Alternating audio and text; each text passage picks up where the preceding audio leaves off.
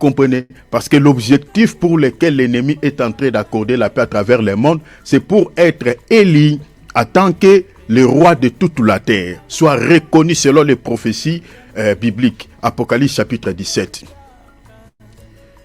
Parce que nous sommes en train d'aller vers un seul gouvernement mondial. Retenez ça. Retenez ça. Vers un seul gouvernement mondial où dans ce monde, on aura un seul dirigeant puissant qui dirigera ce monde. Or, ce dirigeant puissant qui va diriger ce monde auquel nous vivons, c'est celui dont on appelle dans la Bible la bête ou l'homme impie. C'est-à-dire, ça sera un être humain en chair et en os, né d'une mère et d'un père, mais qui va être habité, qui sera, au fait, l'ennemi va incarner son corps. Donc, le diable en personne va habiter son corps. C'est-à-dire, tout ce qu'il fera dans ce monde sera ce que l'ennemi va le dicter. C'est l'ennemi va le dicter. Donc, lui ne fera rien de lui-même. Tout ce qu'il va poser comme acte viendra de l'ennemi, de l'esprit qui habite son corps. Le diable marche toujours sur les traces de Dieu. Vous savez, le corps qu'on appelle Jésus, parce que Jésus, ce n'est pas en fait le Christ. Parce que c'est pour cela que vous remarquerez, Jésus-Christ est séparé d'un trait d'union. Jésus, c'est celui qui était sorti de l'utérus de Marie, mais Christ, il n'est pas celui qui était sorti de l'utérus de Marie. Parce que Christ, selon la parole de Dieu, est éternel. Mais vous allez voir que Christ, en tant qu'éternel, il avait habité un corps qu'on appelle Jésus. Est-ce que vous voyez cela? Il avait habité un corps qu'on appelle Jésus. La raison pour laquelle, si vous lisez, par exemple, l'épître des Colossiens, chapitre 1er, verset 9, l'apôtre Paul nous renseigne, nous donne un enseignement très fondamental par rapport à Jésus. Il dit, dans ce corps habita corporellement la plénitude de la divinité de Dieu, c'est-à-dire l'Éternel lui-même en personne habitait ce corps-là. La raison pour laquelle Philippe, un jour, lorsqu'il a demandé à Jésus, montre-nous le Père, Jésus lui répondait, il dit, depuis que je suis avec vous, tu ne m'as jamais connu. Jésus n'a pas dit que tu ne connais pas le Père, il dit, tu ne m'as jamais connu. Il dit, je suis dans le Père et le Père est à moi. Donc Jésus il était en train de dire que le corps que tu es en train de voir, le Père est à l'intérieur. Est-ce que vous comprenez? C'est ça même ce que l'apôtre Paul ajoute dans l'épître de 1 Timothée, je crois, chapitre 3, verset 16. Il dit, le mystère de la piété est grand. Dieu s'est manifesté en chair. Est-ce que vous voyez cela? C'est-à-dire Jésus en tant que chair, mais dans ce corps-là qu'on appelle Jésus, habita le Christ, c'est-à-dire l'Éternel. Et c'est au fait, c'est la même chose que l'Antichrist ou le diable va faire. C'est-à-dire il y aura un homme en chair et en os qui sera reconnu dans ce monde en tant que roi de toute la terre, dans ce gouvernement de l'Antichrist. Et cet homme-là, l'esprit de l'ennemi de Satan, va incarner ce corps. Je vais vous... Attendez, lisez, mon frère Philippe, prends-moi, on va commencer par là. Prends-moi Apocalypse chapitre 13. Apocalypse 13, je vais montrer à nos bien-aimés quelque chose. Regardez dans Apocalypse 13 pour que vous puissiez comprendre qui est la bête, ce roi de la terre. Apocalypse 13, lis d'abord le verset 1er, et puis tu liras... lis le verset premier. Puis je vis monter de la mer une bête qui avait 10 cornes et 7 têtes. Et sur ses cornes 10 diadèmes, et sur ses têtes des noms de blasphème. Continuez.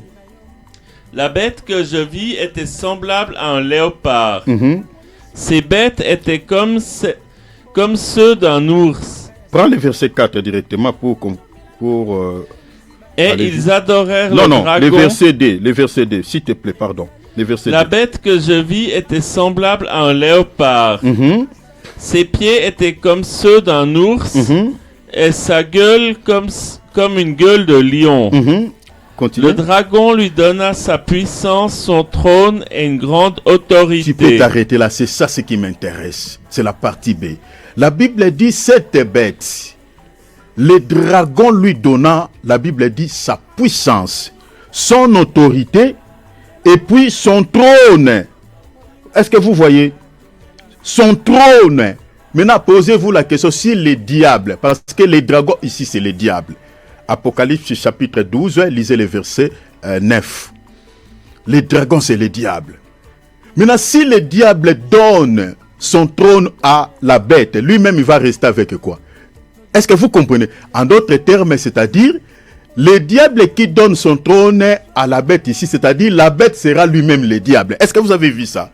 Donc, ne dissociez pas le diable et la bête. C'est-à-dire, la bête qui va régner, parce qu'il faut comprendre que l'antichrist qui va diriger ce monde, hein, cet homme-là, cet homme impur, cet homme providentiel dont le monde attend, hein, les dirigeants de ce monde, plusieurs dirigeants de ce monde, ils ont déjà annoncé l'arrivée de cette bête. Rappelez-vous du président Macron lors d'une interview ici en France, il avait dit que les bêtes de l'événement est là.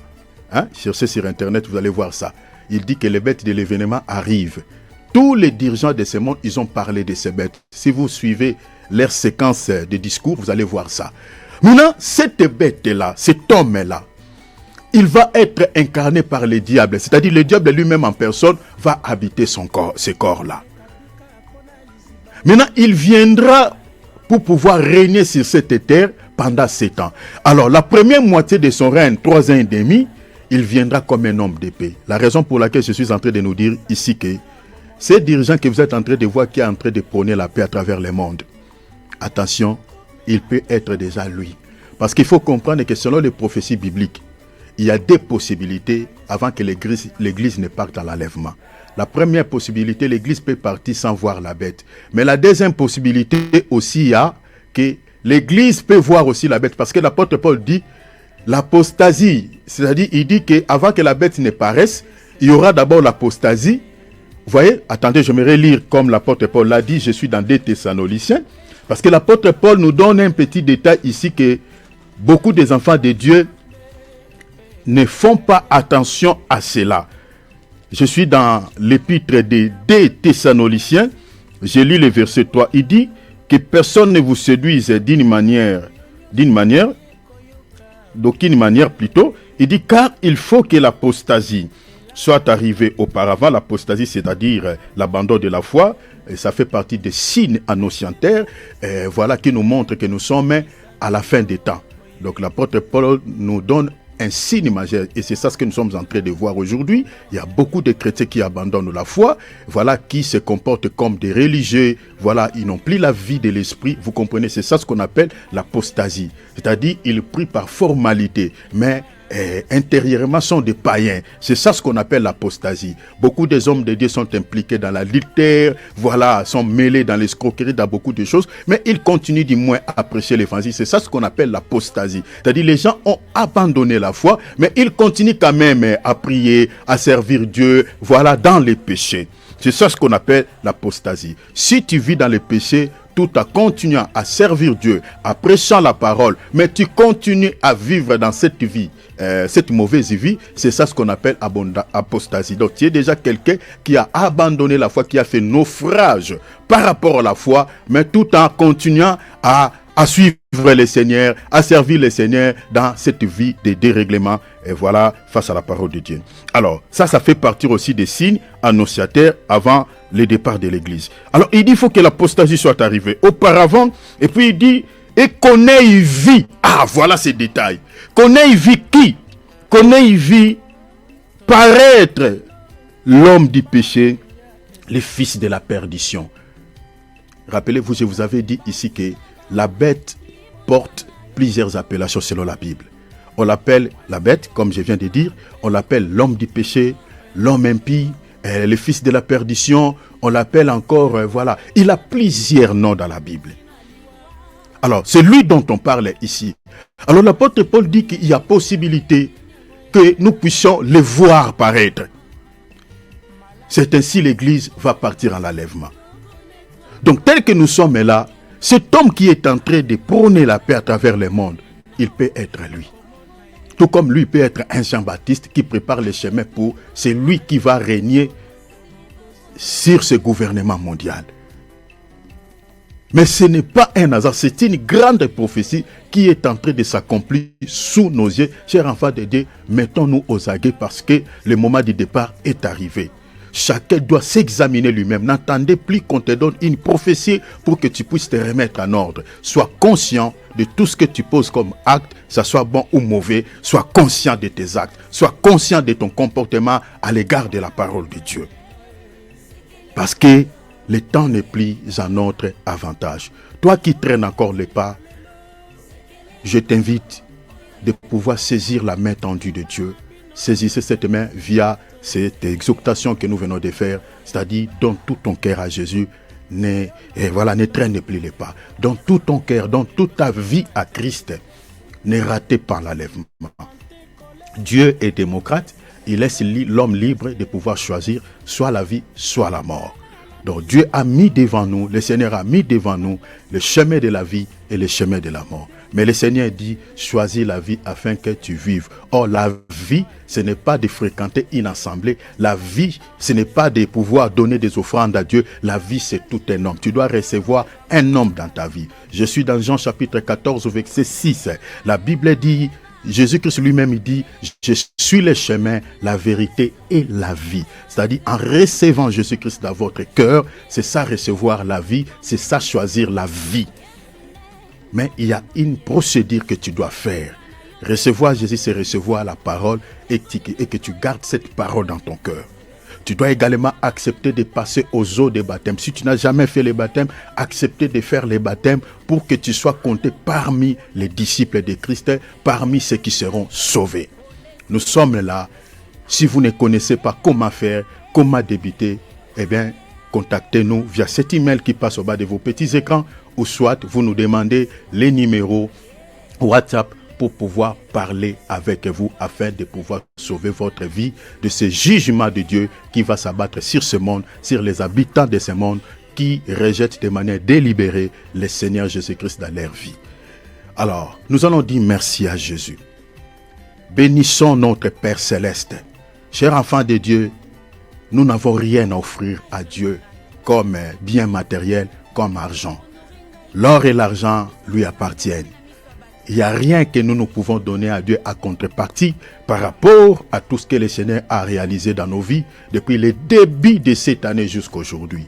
Je nous ai souvent dit ici que nous ne sommes pas meilleurs ou précieux aux yeux de Dieu que toutes ces personnes qui sont mortes, que toutes ces personnes qui sont clouées sur les lits des hôpitaux. Chers enfants de Dieu, si vous allez dans la morgue, vous trouverez, mes bien-aimés, les corps sans vie de gens qui étaient comme toi et moi, mais qui sont gelés comme des poissons, comme des viandes, mes bien-aimés, dans des congélateurs. Mais ils étaient en vie comme moi et toi. Et quand on regarde souvent comme ça, on pense que bon, moi je ne passerai pas à cette étape. Si Christ tarde à venir, nous allons passer par là. Nous allons devenir comme eux. Parce que souvent on a tendance, c'est comme si la mort passe là-bas. Ici ça n'arrivera pas. Non, ça arrivera. Ça arrivera. Mais le problème ce n'est pas d'avoir peur contre la mort, mais c'est de pouvoir penser, même si la mort arrive aujourd'hui, si le Seigneur permet aujourd'hui que je quitte ce monde, où je passerai mon éternité. C'est ça la grande question qu'il faut se poser. Parce qu'en réalité, quand on parle de la mort, c'est la séparation de l'âme, de l'esprit avec le corps. En réalité, la mort n'existe pas. La raison pour laquelle dans la Bible, dans le langage de Jésus, Jésus, quand quelqu'un décède, il ne dit pas il est mort, Jésus dit il dort. Est-ce que vous comprenez? Parce que tout celui qui dort, il se réveillera. Vous comprenez? La mort n'existe pas, mais c'est la séparation de la chair et de l'esprit. Maintenant, si aujourd'hui ton corps et ton esprit se séparent, ton esprit ira où? Parce que Dieu a préparé des lieux dans l'au-delà où l'esprit de chaque être humain va. Le paradis et l'enfer, ce sont ces deux endroits. Je suis dans Luc 16, 19.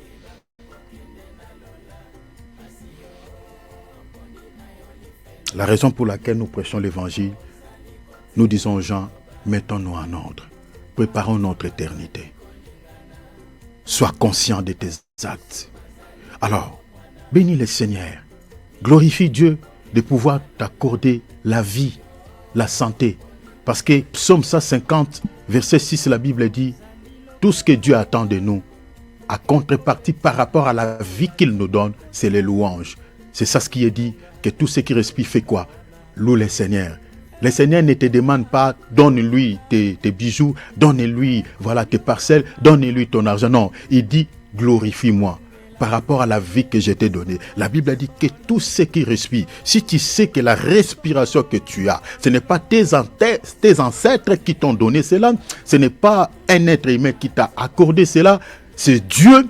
Alors Dieu te demande de le louer, de le louer. Même en dehors de ce programme, apprenez à louer Dieu, à bénir Dieu pour la vie qu'il te donne, parce que ça coûte énormément cher. Il n'y a rien à comparer dans ce monde, mes bien-aimés, avec la vie que Dieu nous donne gratuitement. Depuis janvier, 365 jours, jour pour jour, il nous reste que 2 ou 3 jours pour que l'année 2025 termine. Il est vrai que nous avons rencontré pas mal de problèmes, mais le Seigneur nous a fait sortir vainqueurs. Alors, ouvre ton micro, ouvre ta voix, bénis le Seigneur par quelques paroles, par quelques mots qui viennent de ton cœur. Si tu es seul dans ta maison, mets-toi à genoux et lève tes deux mains dans le ciel. Dis Seigneur, je n'ai rien à t'offrir. Bénis Dieu non seulement par rapport à la vie qu'il t'a donnée, par rapport au fait qu'il t'a protégé depuis le début de cette année jusqu'aujourd'hui, mais bénis Dieu également le fait qu'il a donné à ta famille, ton père, ta mère, tes frères, tes sœurs, ta femme, ton mari, tes enfants. Le Seigneur vous a tous donné la vie. Vous avez fini l'année dans la paix. Dis-lui merci. Que ce soit pour les circonstances bonnes ou mauvaises, bénissons le Seigneur comme dit la Bible. Élevons nos voix, prions, alléluia. Alléluia. Yo telemi ngai nafukami. Oh. Yo netwami na mikitisi.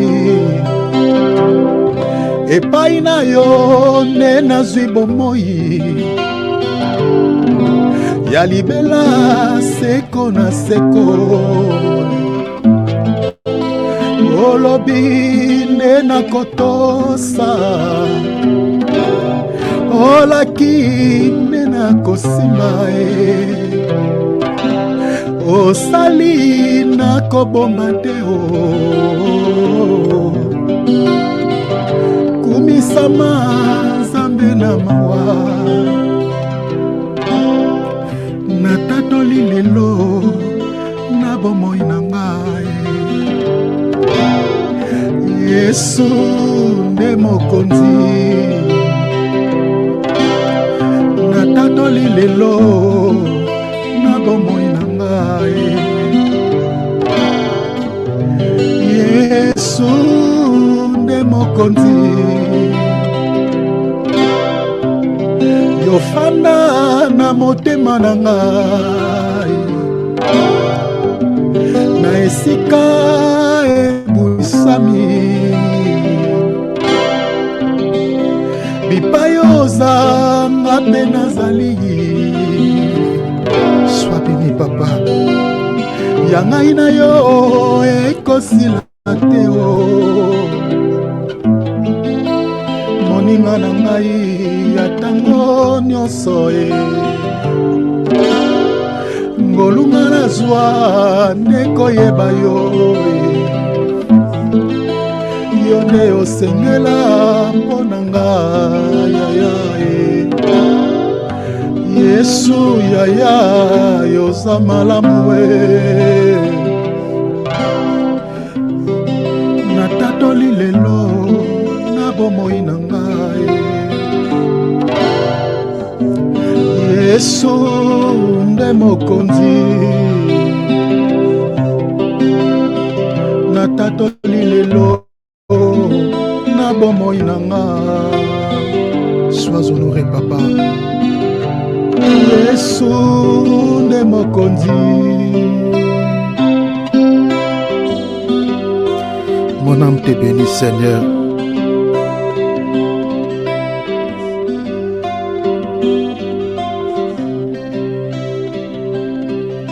Sois béni papa. Merci Seigneur pour la vie. Merci pour la santé que tu m'as donnée, Seigneur. Merci pour tout ce que tu es pour moi, pour ma famille. Sois honoré, Seigneur. Les malins existent. Le Seigneur n'ignore pas la présence du malin dans ce monde. Le Seigneur sait que le malin n'est pas encore arrêté, n'est pas encore incarcéré dans sa prison. Il est libre. Alors vous devez tout le temps, quand vous êtes en train de prier, faire cette mention, de demander au Père de pouvoir vous libérer du malin. Les malins existent dans nos familles, les malins existent dans nos milieux de travail, les malins existent dans les quartiers où nous habitons, les malins existent partout. Le Seigneur nous apprend à pouvoir lui demander la délivrance face aux malins. Les sorciers qui est dans votre famille, ces sorciers-là, c'est lui les malins dont le Seigneur parle. Cette personne qui te déteste, qui veut que tu meurs aujourd'hui, demain c'est tellement long. Il cherche ta perte. Il veut que tu échoues dans la vie. C'est celui-là dont les malins que le Seigneur parle. Et que pouvons-nous faire face à ces gens? Combattre dans la chair? Non. Se chamer avec eux? Non. Ça, nous allons ouvrir des portes d'entrée. Le Seigneur nous apprend à remettre leur dossier entre les mains du Père, à introduire leur dossier au Parlement céleste. Parce qu'au Parlement céleste, il y a le juste juge qui habite là-bas. Il y a le juste juge dont la Bible parle que sa justice est équitée. Sa justice ne se ressemble pas à celle de ce monde. Sa justice n'est pas corrompue. Sa justice est libre. C'est lui qui peut te faire la justice, qui peut juger tes ennemis. Et rappelez-vous de quelle manière Dieu juge nos ennemis. Notez ces passages. Ésaïe 66, versets 15 à 16. La Bible dit, c'est par le feu que l'Éternel exerce son jugement. C'est par le feu, c'est par sa puissance, c'est par sa force que le Seigneur va exercer son jugement contre tes adversaires. Et il rappelle le Père du Seigneur, comme il a dit, rappelle ma mémoire. Rappelle, le Seigneur dit, Seigneur, je viens te rappeler. Regarde ce que cette dame cherche dans ma vie. Regarde ce que le diable cherche à faire dans ma vie. Parce qu'il maîtrise tous les données, tout ce qui se passe dans le monde spirituel. Il n'y a rien qui lui échappe au contrôle. Alors, quelques jours qui nous restent, je suis entré tout à l'heure, avant de commencer ce programme, sur la toile, je vis beaucoup de communiqués nécrologiques, comme je vous avais dit. Et je crois qu'aujourd'hui, je vais encore épingler cela dans notre enseignement. En période de fête, il y a des sacrifices qui se donnent à l'ennemi. C'est ça l'origine de ces fêtes. Si vous regardez l'origine de toutes ces fêtes, c'est comme ça. C'est lié au sacrifice. Alors, mettons hors d'état de nuit tout ce qui est arrêté dans le monde des ténèbres contre ta vie et contre ta famille. Mon frère, ma sœur, ne restez pas silencieux. Combat pour ta famille. Le Seigneur dit, tu dois combattre. Délivre-nous du malin, c'est les prières de combat. Tu dois combattre. Le Seigneur nous apprend à combattre. Parce que les diables et les démons ne sont pas encore arrêtés. Ils sont libres, ils travaillent. Ils travaillent pour détruire qui? Pour détruire nos vies, détruire nos projets. Nous devons nous mettre aux aguets et, mes bien-aimés, détenir des armes offensives et défensives pour pouvoir les mettre hors d'état de nuire. Alors, utilise les armes que le Seigneur a mis à ta portée. Mettez-les hors d'état de nuire. Toi, tu ne maîtrises rien, mais remettez le problème de ta vie, toute situation de ta vie, ce que toi, tu ne connais pas, mais qui sont déjà arrêtés dans le monde des ténèbres. Remettez-les entre les mains du Seigneur. Parle à ton Père de pouvoir les anéantir, de pouvoir les détruire. Que tu termines l'année dans la paix, toi et ta famille. L'année qui va commencer, le mois de janvier soit un mois de grande bénédiction. Que ce soit février, que ce soit toute l'année 2026. Alors, élève ta voix. Prie aussi pour l'autre qui est à côté de toi. Prions pour chacun d'entre nous. Prions, élevons nos voix. Prions, alléluia.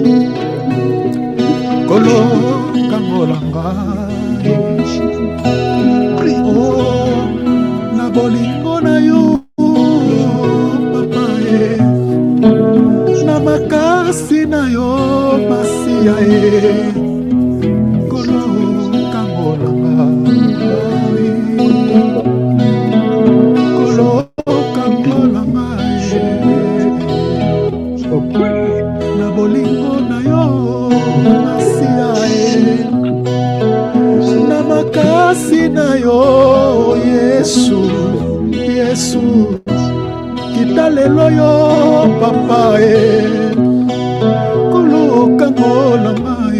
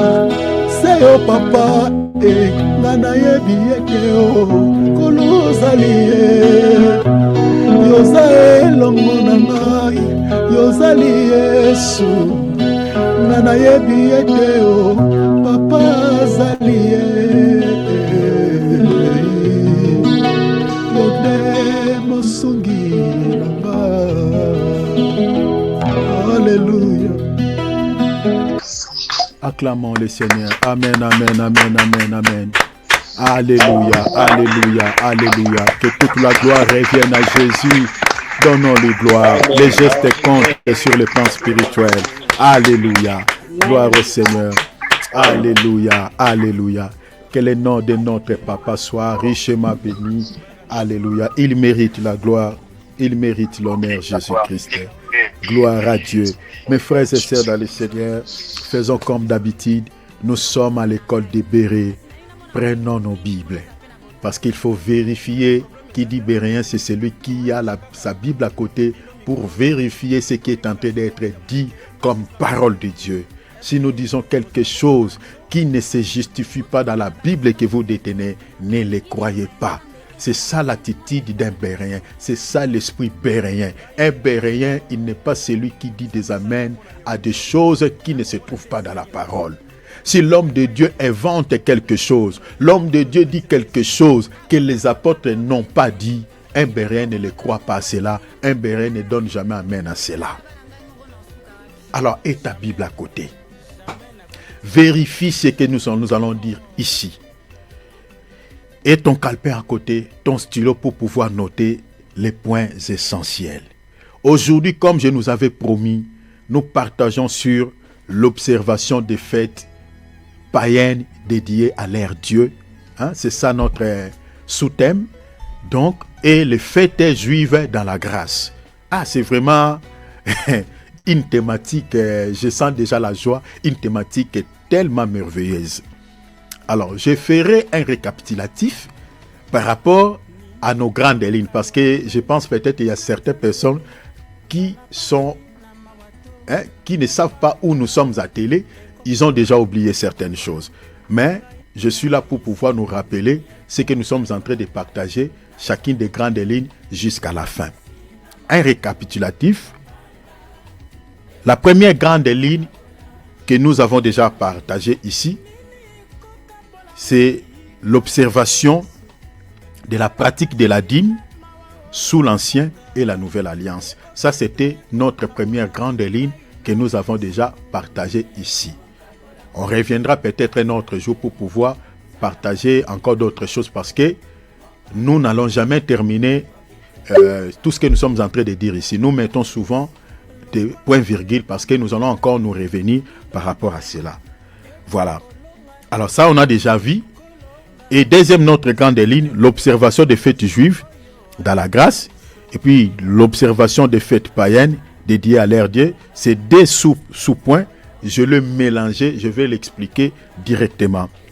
Après, on partagera encore sur une autre grande ligne, le ministère plutôt des femmes dans le Nouveau Testament. Parce que cette précision, c'est important de pouvoir les souligner.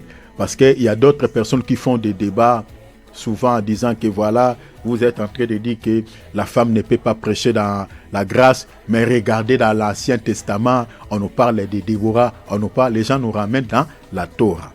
Alors que la Bible dit tout ce qui s'est passé dans la Torah, c'était l'ombre, ce n'est pas des réalités, c'était l'ombre des choses à venir. Donc, si Déborah, elle avait servi Dieu dans l'Ancienne Alliance, il faut ramener ça aujourd'hui dans notre temps qui est Déborah. Parce que dans la Torah, on nous parle même des bergères. On dit même qui ça, la femme de Jacob. Elle s'appelait Rachel. Vous comprenez? Elle était bergère. Vous comprenez? Elle était bergère. Donc il y a des textes comme ça. Maintenant, il faut comprendre qui est le véritable ou la véritable Rachel aujourd'hui. Donc il ne faut pas prendre ça de manière littérale. Parce que si vous regardez dans la Nouvelle Alliance, vous ne trouverez pas des femmes parmi les apôtres de Jésus. Il n'y en a pas. La raison pour laquelle on partagera sur le ministère des femmes dans le Nouveau Testament, dans la dispensation auquel nous sommes. On partagera également sur une autre grande ligne, la place des femmes dans l'Église selon les Écritures. Parce qu'il y a certaines femmes, quand on va dire que la femme ne peut pas se mettre du haut de la chair et prendre l'autorité sur l'homme, parce que ça c'est le fondement, c'est le fondement, on ne les touche pas. Donc si vous touchez ce fondement, en tout cas, on va s'en charger de vous.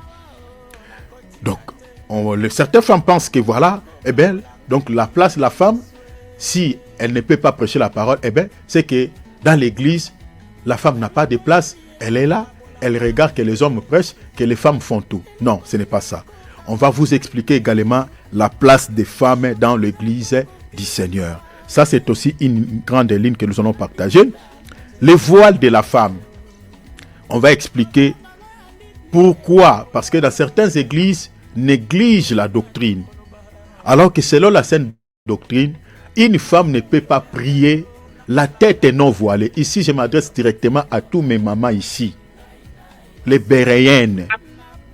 Amen. Quand vous êtes en train de prier, même quand vous êtes seul chez vous, mettez toujours les voiles sur votre tête. Il y a un pourquoi. La Bible dit, l'apôtre Paul dit, à cause des anges. Vous devez les mettre. C'est la doctrine. Vous êtes dans l'assemblée. Même si vous avez bien tressé votre cheveux, mettez un mouchoir. C'est pour honorer la parole, respecter cette doctrine. Quand vous allez sortir de l'église, enlève votre mouchoir sur la tête et laissez les gens voir. Parce que souvent, quand on s'habille chic, quand on arrange un peu sa chevelure, vous voyez, on veut que tout le monde puisse voir.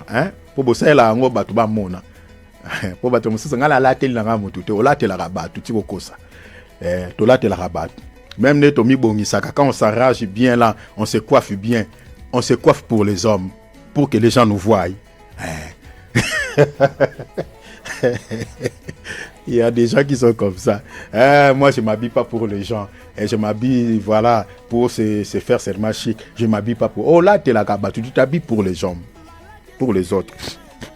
Alors, respectez cette écriture, le voile. On partagera sur le voile de la femme. On va aussi expliquer également le symbolisme et l'enseignement biblique qui est caché. On va tirer encore également une leçon spirituelle par rapport au voile de la femme. Pourquoi la femme est censée de mettre un voile sur sa tête quand tu le pries. On va vous expliquer ce symbolisme. On touchera des écritures même dans les Tanakh. On va revenir parce qu'on touchera même le voile de Moïse. On va vous expliquer toutes ces choses-là. Une autre grande ligne, les doctrines des baptêmes. Ici, on va faire un voyage. On va expliquer des choses parce qu'il y a plusieurs types de baptêmes dans la Bible. On va expliquer la signification des baptêmes. On va expliquer également les modes et les portées spirituelles ou la portée spirituelle des baptêmes dans la grâce, dans cette dispensation. Bien aimé, vous voyez tout ça là, ce sont des choses que nous allons partager. Donc c'est pour cela que je demande à nous tous de pouvoir être fidèles à ces programmes. Parce que si vous comprenez tout ce que nous allons partager ici, bien aimé, que personne d'autre ne vous séduira avec un enseignement faux. Personne. Parce que vous êtes tellement enracinés, vous êtes tellement affermis, au point que vous n'allez jamais être ballotté à tout vent des doctrines qui circulent à travers le monde. Donc on va parler sur les doctrines des baptêmes, signification, les modes et les portées spirituelles. Pourquoi on va partager, une parenthèse que j'ouvre, pourquoi on va expliquer les portées spirituelles des baptêmes? C'est par là que vous allez comprendre que les gens qui baptisent les gens dans des tonneaux, dans des baignoires, et même ceux-là qui déversent juste quelques gouttes d'eau sur la tête comme l'église catholique, n'ont pas compris au fait la portée du baptême sur le plan spirituel. Parce que si ces gens-là comprenaient la portée spirituelle des baptêmes sur le plan spirituel, ces gens-là n'allaient pas. Ou soit ils savent, mais comme ils sont envoyés peut-être par l'ennemi, c'est pour cela ils font ça. Parce que le but de l'ennemi, c'est de pouvoir compliquer les enfants de Dieu avec toutes ces histoires. Mais pour ceux qui ne savent pas, parce qu'il y a toujours des serviteurs ignorants, il ne manque jamais, ou c'est peut-être certains qui n'ont pas encore reçu suffisamment voilà la véracité de certaines choses, certaines doctrines dans la parole. La raison pour laquelle ils ne comprennent pas la portée spirituelle du mot baptême. On va expliquer les baptêmes, son sens sur le plan spirituel selon la parole de Dieu. Et à partir de là, vous allez comprendre pourquoi devons-nous baptiser les gens dans une eau naturelle, dans une eau qui coule. Pas dans les piscines, pas dans la baignoire, pas dans les tonneaux. Donc c'est vraiment, je vous invite à pouvoir être fidèles jusqu'à ce que nous partagerons sur ces choses. Je crois qu'après les fêtes, on partagera sur la doctrine du baptême. Et on va partager également une autre grande ligne, la doctrine de la Trinité. Trinité. Ici, c'est les manger et à boire. On va vous expliquer ici. C'est ici qu'on va vous expliquer notre papa, que j'aime tant. Je vais vous parler de lui, l'ancien des jours. L'ancien de Sayo, Jésus-Christ de Nazareth. Les gens pensent que voilà, Jésus que nous prions, c'est celui qui était sorti, vous voyez, dans l'utérus de Marie. Non, nous ne prions pas ce Jésus-là. Nous prions Jésus dont son origine remonte depuis l'éternité. Est-ce que vous comprenez? Le Jésus qui était sorti de l'utérus de Marie, c'est le Jésus que nous présente l'Église catholique et certaines confessions religieuses. Nous prions donc, Michée dit que son origine remonte depuis les temps anciens. Je suis dans Michée chapitre 5.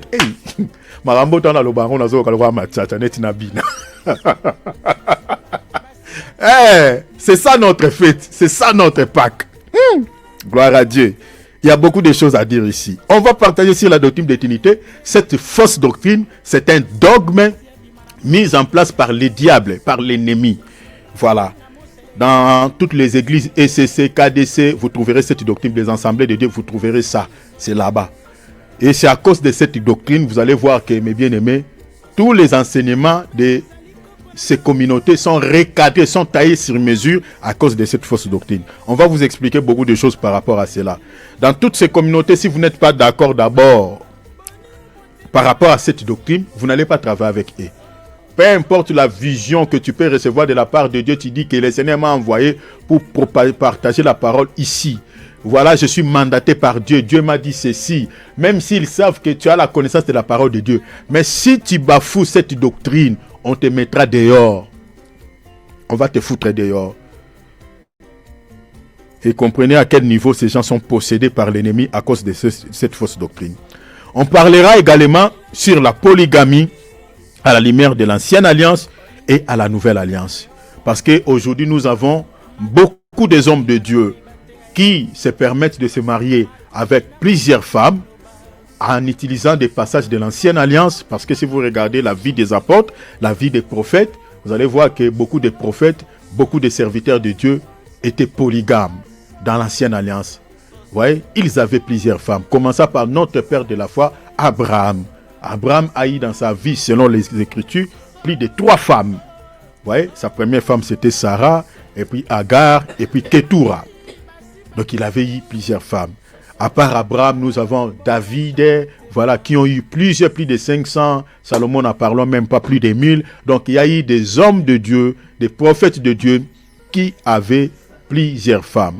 Alors, je vous parlerai de la polygamie, mais c'est que vous devez déjà retenir que la polygamie, c'est une déviation qui remonte depuis la nuit des temps. Dieu n'a jamais institué la polygamie. Non. La polygamie, quand on parle de la polygamie, c'est une déviation. Parce que si vous voulez comprendre, la polygamie ne commence pas avec la descendance de Dieu, des enfants de Dieu, mais ça commence avec la descendance de Satan. Amen, amen. Donnez-moi un amen si je parle des choses. Amen, amen. Est-ce que vous êtes Amen. là? Voilà. Si vous êtes là, manifestez-vous. Merci, Maman Diane. La polygamie, c'est une déviation. Ça remonte depuis la nuit des temps. Ça commence avec la descendance de l'ennemi. Je suis ici dans Genèse chapitre 4. Lisez chapitre 4. Ça commence avec les mecs qui étaient les descendants Amen, de amen. Caïn. Amen. Est-ce que vous voyez ça? Qui commence avec les mecs qui étaient les petits-fils ou les fils ou petits-fils de Caïn. Or, qui est Caïn? La Bible dit Caïn était du serpent, était du malin, était de l'ennemi, était du diable. Vous voyez là où la polygamie est née. La polygamie commence là-bas. Donc, toutes ces déviations, tout ça, jusqu'à aujourd'hui. Donc, la polygamie, c'est une déviation. Donc, les hommes de Dieu comme cette église primitive, qui se trouve au Congo, même ça et là, dans cette église, vous allez voir, ils confessent Jésus. Ils peuvent vous expliquer la parole de Dieu dans la révélation, dans les prophéties. Ils expliquent, entre guillemets, certaines choses vraiment tellement bien. Mais vous allez voir qu'ils ont une doctrine, vous voyez, où l'homme peut se marier avec plusieurs femmes. Quels sont les versets qu'ils utilisent? Ils utilisent des versets de l'ancienne alliance avec les prophètes, avec la vie des prophètes. Mais si vous remontez par exemple dans Genèse chapitre 3, même si vous lisez Matthieu 19, le Seigneur dit quoi? Au commencement, il n'en était pas ainsi. Au commencement, Dieu avait créé un homme et une seule femme. Vous voyez, c'est ça le modèle du mariage. C'est comme ça que le Seigneur a institué le mariage. Un seul homme avec une seule femme. Vous voyez, c'est ça l'original des choses. Alors, on vous parlera beaucoup de choses par rapport à la polygamie et on va vous expliquer aussi les prophètes qui se mariaient avec plusieurs femmes. Pourquoi Dieu avait-il permis que ses serviteurs, les prophètes, se marient avec plusieurs femmes? Et retenez encore un élément, la vie des prophètes était des prophéties. Quand vous lisez la vie des prophètes qui se mariaient avec plusieurs femmes, c'était des prophéties. Prenons un seul exemple comme par exemple Salomon. Salomon qui s'est marié avec plus de 1000 femmes. 1000 femmes. Il avait, je crois, 300 femmes mariées, si je m'abuse, et 700 concubines. La vie de Salomon, c'est ça la vie de Jésus. Salomon est le type du Seigneur Jésus-Christ. Jésus-Christ est l'antitype de Salomon. Je vous donnerai même des appuis. Jésus-Christ est le véritable Salomon parce qu'il a dit dans sa parole, il y a ici plus que Salomon. Jésus se compare à Salomon. Salomon avait des femmes qui étaient mariées et des concubines de femmes qui n'étaient pas mariées. Et vous allez remarquer que le cœur de Salomon était plus attaché aux femmes étrangères. C'est ça le cœur de Jésus. Salomon, à l'Israël, il y avait des femmes. Mais le cœur de Pharaon n'était pas attaché à ces femmes.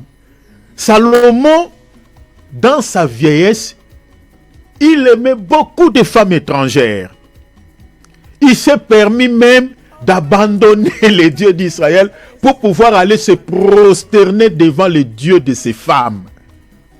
C'est ça le mouvement que Jésus a fait, non? Jésus a abandonné l'Israël, qui était sa femme, sa femme. Il a abandonné la sainteté, tout ce qui était saint en Israël. Il a abandonné tout ça. Jésus a accepté de devenir péché. Est-ce que vous voyez ça? Parce que l'idolâtrie, c'est un péché.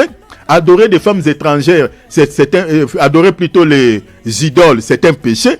Et Jésus a accepté de devenir péché en amour à cause de nous, les femmes étrangères, nous les nations. C'est ça la vie de Salomon. La vie des prophètes et leurs actes, ce sont des présages et des prophéties bibliques. Mais vous allez voir certains serviteurs de Dieu, ils prennent ça littéralement. David avait plusieurs femmes, Salomon avait plusieurs femmes et se permettent de se marier avec plusieurs femmes. Alors ça, ce n'est pas bien. Alors, tous ceux qui se déconnectent, je prie de vous reconnecter. Reconnectez les autres personnes qui se déconnectent, s'il vous plaît. Je crois qu'il y a un problème de connexion. Reconnectez tout le monde, bien-aimé David, soyez souple. Alors, on parlera sur la polygamie à la lumière de l'Ancien et de la Nouvelle Alliance. On va également parler sur l'usage de l'alcool ou de la bière. De la bière, on va expliquer les discernements. On va expliquer cela et puis on va parler sur la sanctification en rapport avec l'usage de l'alcool et de la bière. Parce qu'il y a des chrétiens qui se disent, est-il permis à un chrétien de prendre de l'alcool, de prendre la bière? Parce que dans la Bible comme ça, on ne trouve pas vraiment des versets clairs qui interdit la boisson, qui interdit l'alcool. On va vous expliquer ces choses à la lumière des Écritures parce que ça fait partie de nos grandes lignes. On parlera également sur les repas du soir ou du Seigneur. Vous voyez, on va expliquer l'institution, signification et pratique apostolique. On va vous expliquer toutes ces choses. Parce que nous avons aussi pas mal de déviations par rapport au repas du Seigneur. Il y a certaines églises qui observent cette doctrine parce que ça fait partie des éléments doctrinaux. Il y a certaines églises qui les respectent et certaines églises, assemblées chrétiennes, qui ne les respectent pas. Vous retrouverez surtout dans les églises communautaires, les istes et les ismes, vous trouverez qu'ils ont une autre manière de faire les repas du Seigneur. Des pains coupés en morceaux, au lieu de prendre la boisson sur une seule coupe, ils distribuent des petits gobelets. Est-ce que ces modèles se conforment vraiment à la parole de Dieu, à la sainte doctrine ou non? On va vous expliquer cela. Parce qu'il y a pas mal de déviations par rapport à cela. Donc ça fait partie également de nos grandes lignes. Voilà pourquoi nous avons un grand thème que nous sommes en train d'aborder sur tout ce qu'il faut savoir sur la sainte doctrine et les fausses doctrines qui en conduisent les âmes en enfer. Donc il y a vraiment tout intérêt de pouvoir suivre cet enseignement du début jusqu'à la fin parce qu'il y a beaucoup de choses que les enfants de Dieu considèrent comme divins alors qu'il n'y a rien de divin dedans. Il y a du satanisme diabolique, ça vient tout droit de l'ennemi. Beaucoup de choses. C'est pour cela que nous vous expliquons ce que c'est la sainte doctrine. La sainte doctrine, c'est quoi? Et les fausses doctrines, c'est quoi? On va vous expliquer cela. Voilà pourquoi nous avons établi déjà toutes ces grandes lignes. Alors, on va parler également sur les lavages des pieds. 2 points, on parlera sur humilité et service dans la communion des saints. Je crois que je mélangerai ces 2 sujets. Les repas du soir, je parlerai également sur les lavages des pieds. Parce que quand vous célébrez les repas du soir, vous devez également faire le lavage des pieds parce que c'est lié, c'est des doctrines. On partagera également sur l'ordination ministérielle et l'appel sacerdotal. Et là encore, il y a pas mal de choses. C'est ici que je toucherai sur les sacerdoces de Jéroboam. Jéroboam qui consacrait les sacrificateurs qui n'étaient pas de la classe de la lignée d'Aaron. C'est ici que je vous expliquerai beaucoup de choses par rapport à notre temps aujourd'hui. Il y a des gens qui sont consacrés parce qu'ils ont donné des enveloppes à leurs bergers. Mais si vous vérifiez l'appel de Dieu dans la vie de ces gens-là ne sont pas appelés. Aujourd'hui, si vous entrez sur la toile, vous allez voir, il y a pas mal de scandales au milieu des serviteurs, entre guillemets, de Dieu. Des serviteurs de Dieu qui tombent dans l'adultère avec leur boy, leur servante. Vous comprenez? Je crois que ceux qui entrent sur Internet, vous connaissez ce qu'ils sont en train de dire ici. Il y a pas mal de ces scandales. La sœur est là, elle a une servante, et son mari en tant que serviteur de Dieu. Bon, je n'ai pas de preuves, mais c'est ça ce qu'on attend. Parce que la sœur a quitté même la maison à cause de cela. Vous connaissez une chantre de l'Éternel. Elle a quitté son mari parce que son mari était tombé avec sa servante. Vous imaginez? Et ce n'est pas tout. Il y a encore un autre serviteur de Dieu qui est tombé dans l'adultère sur le lit conjugal, le lit de sa femme, le lit qu'il dort avec sa femme, avec une autre femme. La femme est passée sur TikTok, elle est en train de dire ce qu'elle avait fait avec cet homme de Dieu. Donc nous avons pas mal de scandales. Alors, c'est par ici que nous allons expliquer beaucoup de choses. L'ordination ministérielle et l'appel sacerdotal. Ceux qui suivent nos émissions, vous allez comprendre qu'on avait expliqué ici que Dieu ne peut pas établir sur ces gens un serviteur de Dieu qui n'est pas délivré. Qui n'est pas délivré du péché. Dieu ne peut pas les placer sur ces gens. Sinon, il va créer des scandales. La première travail, déjà j'avais expliqué l'autre fois que le premier appel que nous recevons de la part de Dieu, ce n'est pas d'abord l'appel au ministère. C'est d'abord l'appel au salut. Et l'appel au salut est lié à la délivrance du péché. Dieu commence d'abord par délivrer son serviteur avant de pouvoir lui confier le ministère pour pouvoir diriger son peuple. Donc, on va vous expliquer beaucoup de choses par rapport à cela. Vous parlera sur l'ordination ministérielle et l'appel sacerdotal. On va vous parler de l'ordination, un autre point, l'ordination selon la grâce. Voilà. On va parler également sur les dons, appel et reconnaissance spirituelle. La reconnaissance spirituelle, on vous parlera sur beaucoup de choses par rapport à cela. Je crois que je mélangerai ce sujet avec le sacerdotalisme. Parce qu'il y a aussi une notion de sacerdotalisme qui est prêché aujourd'hui. Et ce sacerdoce-là vient de Melchisédek. Pas Melchisédek de la Bible, mais Melchisédek en tant que une divinité païenne, voilà, un démon en fait. Vous comprenez? Parce qu'il y a certains serviteurs dédiés qui vous demandent, si vous voulez travailler avec eux, d'être dans leur sacerdoce. Donc si tu n'es pas dans son sacerdoce, vous ne pouvez pas travailler avec eux. Alors beaucoup de serviteurs dédiés sont initiés à la Kabbale à cause de cela. Vous comprenez?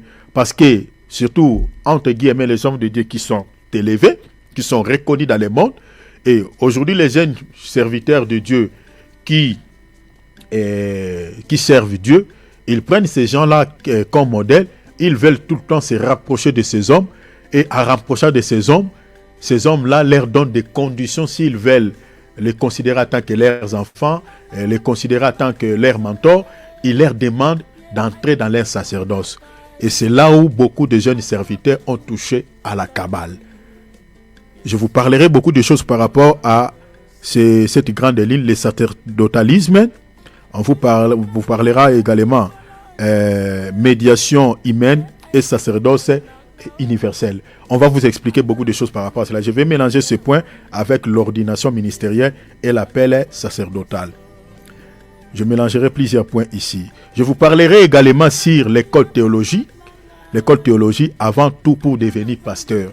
Parce que dans certaines églises communautaires, vous ne pouvez pas devenir pasteur si vous ne détenez pas un diplôme en théologie.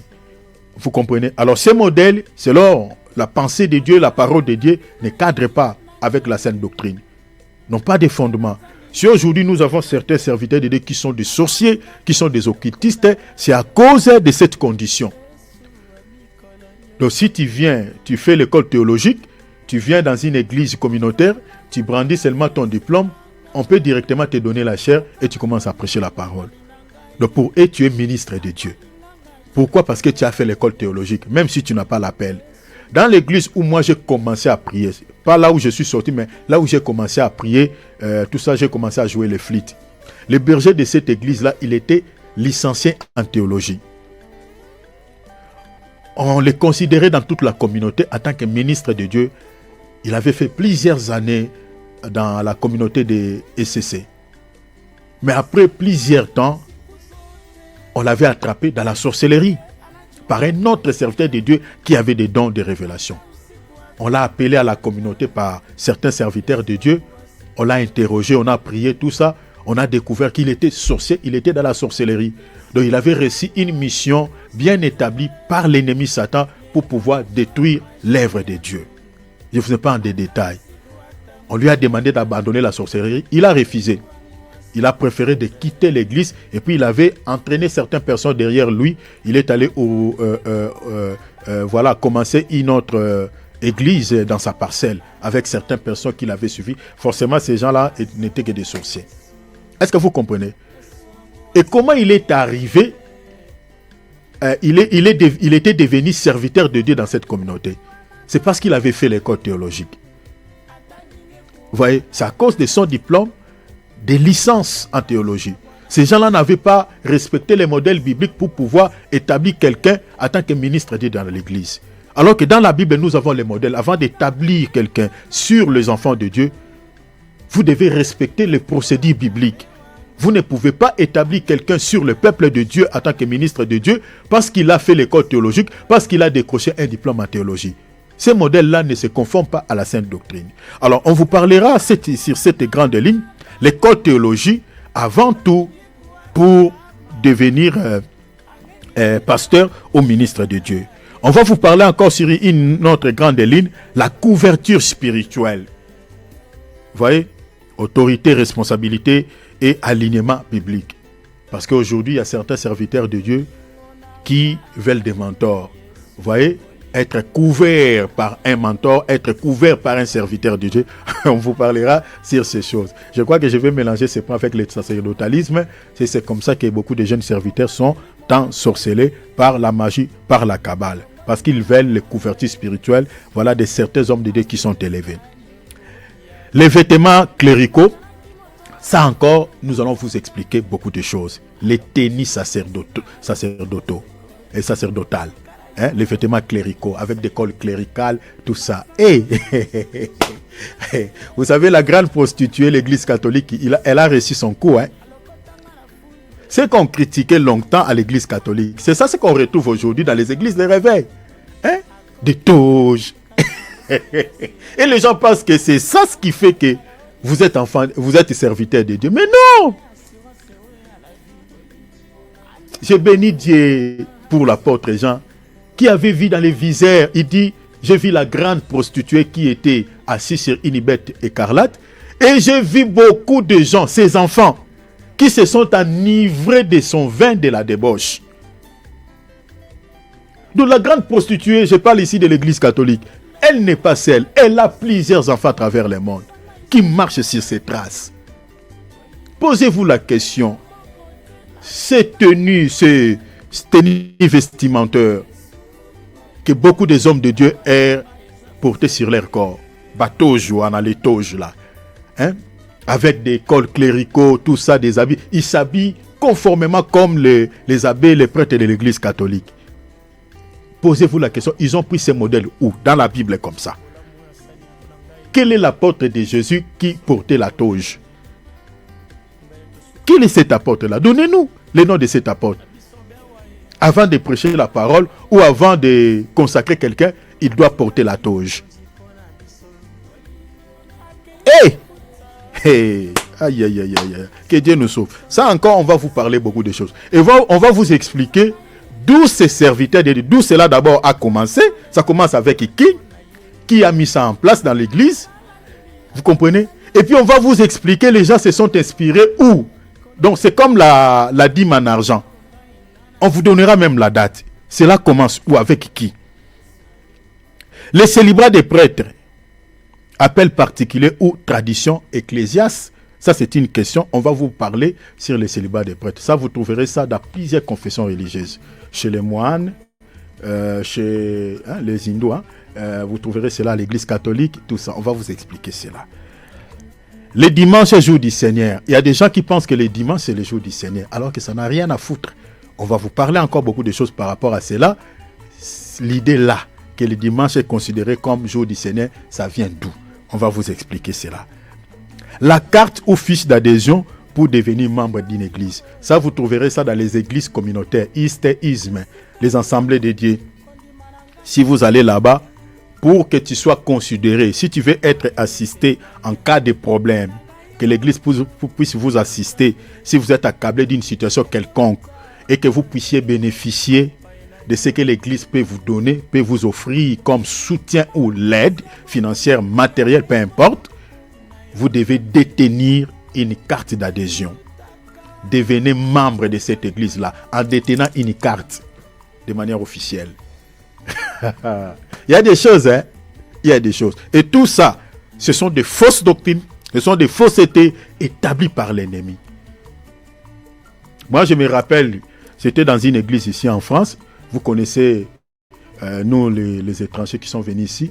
Cette église-là, il y a les frères qui priaient dans cette église. Il dit, si tu veux recevoir de l'aide, c'était longtemps, hein, pas aujourd'hui, longtemps. Si tu veux recevoir de l'aide dans cette église, il faut devenir membre de cette église en détenant une carte. Et j'ai dit, hein, je préférais rester même dans cet état de la souffrance, d'aller accepter n'importe quoi.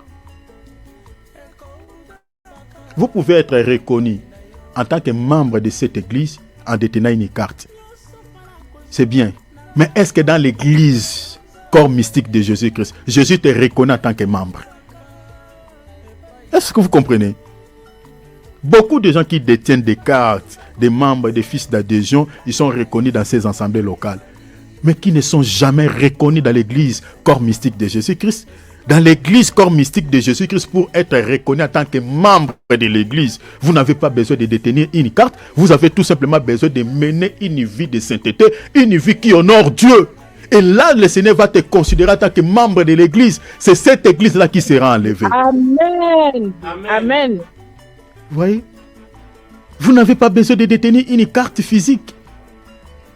Tout ce que Jésus nous demande, c'est la vie qui l'honore, une vie qui le plaît. Et là, quand Dieu compte ses enfants dans l'église invisible, corps mystique de Jésus, tu seras compté. Tu seras compté. Beaucoup qui détiennent des fils d'adhésion dans nos assemblées locales, beaucoup qui sont, qui ont des cartes de membres dans nos assemblées locales. Mais dans l'église corps mystique de Jésus-Christ, Jésus ne les reconnaît pas. Pourquoi? Parce que certaines personnes vivent encore dans les mal, dans les péchés. En détenant les cartes, sont membres sur le plan physique, mais dans l'église corps mystique de Jésus-Christ, ne sont pas membres. Pourquoi? Parce qu'ils vivent encore dans les mal, ils vivent encore dans les péchés. On va vous expliquer beaucoup de choses par rapport à cela. Et ce modèle ne cadre pas avec la sainte doctrine. Dans la Bible, il n'y a pas de fondement. Il y a beaucoup de choses à vous dire par rapport à cela. Tout ce que je vous demande, être fidèle à ce programme, parce qu'il y a beaucoup de choses à vous dire. La consécration des enfants, selon les rites de Moïse et foi chrétienne. Ça encore, vous trouverez cela à l'église catholique et dans l'église protestante. Quand un couple, Dieu le bénit avec un nouveau bébé. Vous allez voir les couples là, s'ils prient dans les églises protestantes ou dans les assemblées de Dieu, ils vont amener leurs enfants à l'église pour être consacrés avec une enveloppe. Dans la loi, ça s'est passé comme ça. Mais dans la grâce, ça, il n'y a pas de fondement. On va vous expliquer cela parce qu'il y a des gens qui prennent l'histoire de Marie. Marie qui avait amené Jésus au temple pour être béni, pour être consacré par Siméon. On va vous expliquer ces choses-là à la lumière des Écritures. On vous parlera également sur les mariages religieux, civils, bénédiction nuptiale et bague d'alliance. Il y a certaines églises qui tolèrent la bague d'alliance et certaines églises qui disent que non, la bague, c'est anti-biblique, il n'y a pas de fondement, tout ça. La véritable alliance, c'est voilà la fidélité que la femme ou l'un des époux a envers l'autre. Bon, on vous parlera beaucoup de choses, si cela est péché ou n'est pas péché. On peut parler sur les mariages religieux. Vous voyez? Parce qu'aujourd'hui, certains chrétiens, si ils se marient seulement de manière coutumière et n'ont pas fait les mariages religieux, ils pensent qu'ils ne se sont pas mariés, que leur mariage n'est pas reconnu par Dieu. Alors c'est faux. C'est faux. C'est faux. Beaucoup de chrétiens pensent que voilà, le mariage qui est reconnu par Dieu, c'est le mariage religieux. Si vous vous limitez seulement au niveau de la famille, Dieu ne reconnaît pas ce mariage. J'ai dit que c'est faux et archi faux. Le mariage qui est reconnu même par Dieu selon la Bible, c'est le mariage coutumier. Le mariage religieux dans la Bible n'a pas de fondement. Oh. Il n'a pas de fondement. Vous pouvez le faire tout comme vous ne pouvez pas le faire, il n'y a aucun problème. Vous savez, dans la Bible, Dieu a séparé les choses. Dieu a séparé les choses. Parce que selon la Bible, celui qui marie sa fille, parce que c'est l'homme qui épouse sa femme. Alors, celui qui est censé de donner sa fille en mariage, c'est les pères, c'est les parents. Ça, c'est une responsabilité que Dieu a remis aux parents. Un pasteur qui prend la place d'un des parents qui sont vivants, je parle des parents qui sont vivants, à moins que les parents soient morts, peut-être l'homme de Dieu peut jouer le rôle en tant que parent pour sa fille dans la foi. Mais si les parents sont vivants, un serviteur de Dieu ne peut pas prendre la charge ou la responsabilité de marier une fille d'autrui à un homme. C'est une aberration. Et c'est un péché, c'est un grand péché. Je suis dans 1 Corinthiens 7. Selon la parole de Dieu, c'est le père qui a le pouvoir de donner sa fille en mariage. Et s'il refuse cet homme-là, sa fille ne peut pas se marier. Non. Donc le mariage qui est reconnu selon la parole de Dieu, c'est le mariage coutumier. Beaucoup de chrétiens ne savent pas. Maintenant, si vous voulez vous-même en tant que chrétien, vous voulez faire encore une fête, vous voulez encore rendre cela religieux, ça c'est vous. Même si vous ne le faites pas, votre mariage est reconnu selon la Bible.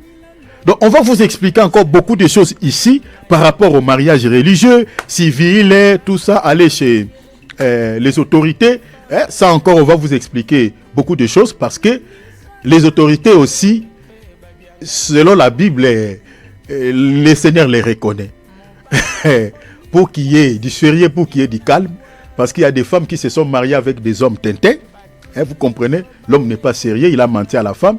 Donc si votre mariage est reconnu à l'état civil, ce n'est pas un péché. Parce que les autorités sont aussi établies par Dieu. Donc on va vous expliquer aussi beaucoup de choses par rapport au mariage religieux. Voilà, le mariage à l'état civil, bénédiction nuptiale, bague d'alliance. On va vous expliquer beaucoup de choses aussi par rapport à cela. Donc voilà toutes ces grandes lignes que nous avons établies pour vous parler cela tout au long de ce voyage que nous allons encore effectuer tout au long de cette année 2026.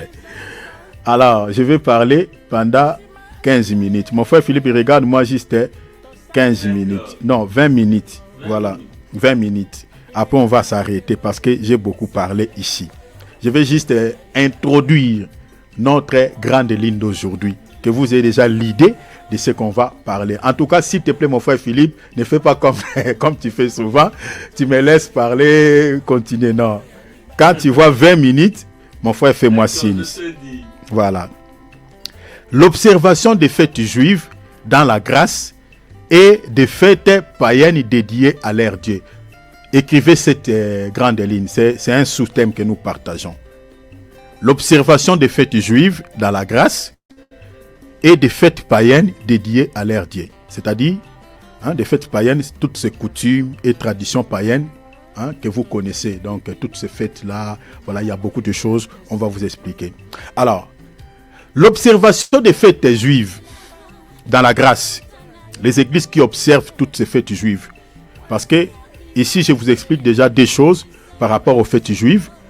Par rapport aux fêtes juives, nous avons des fêtes qu'on appelle des fêtes thoraïques et nous avons des fêtes rabbiniques. Ça, n'oubliez pas. Parce que vous devez comprendre que, à part des fêtes thoraïques que nous retrouvons dans la Bible, il y avait des fêtes que les rabbins avaient ajoutées. Vous comprenez? C'est pour cela, ici, je vous expliquerai quelques fêtes thoraïques et quelques fêtes rabbiniques que les rabbins avaient ajoutées à part les fêtes thoraïques. Alors, déjà, à titre d'information, les fêtes thoraïques, vous pouvez lire déjà Lévitique chapitre 23, tous les chapitres. Vous allez voir, nous avons au moins 7 fêtes de l'Éternel là-bas. Commençant par la Pâque, pain sans levain, fête des prémices, fête de Pentecôte, fête des expiations, fête des trompettes, et puis voilà, fête des tabernacles. Il y en a au moins 7 fêtes majeures. Mais en dehors de cette fête thoraïque, nous avons aussi des fêtes rabbiniques que les rabbins eux-mêmes avaient ajoutées en dehors de cette fête. Est-ce que vous comprenez? Parmi les fêtes rabbiniques, nous avons des fêtes de Purim. Si vous lisez le livre d'Esther, nous avons des fêtes de l'Ascension. Vous comprenez? L'Ascension, ce sont des fêtes que les rabbins ont ajoutées. Nous avons des fêtes de l'Hanouka. Cette fête qui est célébrée souvent à cette date, aux mêmes dates que la fête de Noël. Ça prend au moins 8 jours, 7 jours, 8 jours comme ça. Les gens s'habillent souvent blanc, ils allument des bougies. La fête de l'Hanouka. Il y a pas mal de fêtes rabbiniques. Alors, on va vous expliquer toutes ces fêtes, que ce soit thoraïques et des fêtes rabbiniques. C'est pour ça que j'ai dit l'observation des fêtes juives dans la grâce. Donc, il y a des types de fêtes par rapport aux fêtes juives. Alors, aujourd'hui, je vais introduire, vous expliquer les fêtes païennes dédiées à leur Dieu. Les fêtes païennes, c'est toutes ces fêtes que le monde a mis en place, que le monde célèbre, parmi lesquelles nous avons toutes ces fêtes que vous connaissez. La fête des pères, la fête des mères, la fête de Noël, la fête de Saint-Sylvestre, la fête de la musique. Il y en a beaucoup. Vous voyez? Alors, lisons d'abord une écriture pour introduire notre sujet. Hébreux chapitre 13, verset 9. Je suis dans la traduction français courant. Ne vous laissez pas égarer par toutes sortes de doctrines étrangères. Suivez-moi très bien, chers enfants de Dieu. Ça, ce sont des jalons que je suis en train de poser pour que nous puissions comprendre, bien aimés. Faisons attention. On a crié ici Noël. Noël ne célèbre pas cette fête. C'est une fête dédiée à une divinité inconnue. Ce n'est pas à Jésus. Mais beaucoup de gens ne nous ont pas écoutés. Ils ont quand même célébré cette fête à l'honneur de cette divinité. Et ça, ce n'est pas bien. La Bible dit ici, ne vous laissez pas égarer par toutes sortes de doctrines. Il n'y en a pas une seule doctrine, mais il y en a plein. Par toutes sortes de doctrines étrangères. C'est-à-dire, ce sont des doctrines qui ne sont pas reconnues par Dieu, qui ne sont pas instituées par Dieu, qui ne sont pas établies par l'Éternel, mais mises en place par les diables, par les malins, pour pouvoir distraire les enfants de Dieu, faire pécher les enfants de Dieu. La Bible nous met en garde. Dieu nous met en garde au travers de son serviteur ici. Ne vous laissez pas égarer. L'égarement, c'est une déviation. C'est l'écartement, c'est-à-dire vous êtes écarté de la vérité. Vous êtes écarté du droit chemin. C'est ça ce qu'on appelle l'égarement. C'est ça même l'apostasie. L'abandon de la foi. L'abandon de la vérité. L'abandon de la sainte doctrine. C'est ça ce qu'on appelle l'égarement. Maintenant, on s'égare à quel moment? Quand on s'attache aux fausses doctrines. C'est ça ce que l'auteur dit ici. Il dit, ne vous laissez pas égarer par toutes sortes de doctrines étrangères. Et puis il dit quoi? Il est bon d'être fortifié ou d'être affermi, dans la traduction Louis II, intérieurement, ou si vous voulez spirituellement, par la grâce de Dieu, et non par des règles relatives à des aliments. Vous voyez, toutes ces fêtes, c'est lié aux aliments, aux nourritures, manger, les boire. Il dit, ceux qui observent de telles règles n'en ont jamais tiré aucun profit. Est-ce que vous comprenez? Toutes ces règles, toutes ces doctrines établies par l'ennemi, la Bible nous interdit de pouvoir suivre cela. Mais nous devons nourrir nos âmes, affermir nos âmes par une bonne nourriture sur le plan spirituel. Alors, je vous ai dit déjà ici expliqué. Je crois que je reviendrai pour vous expliquer le fait thoraïque et rabbinique.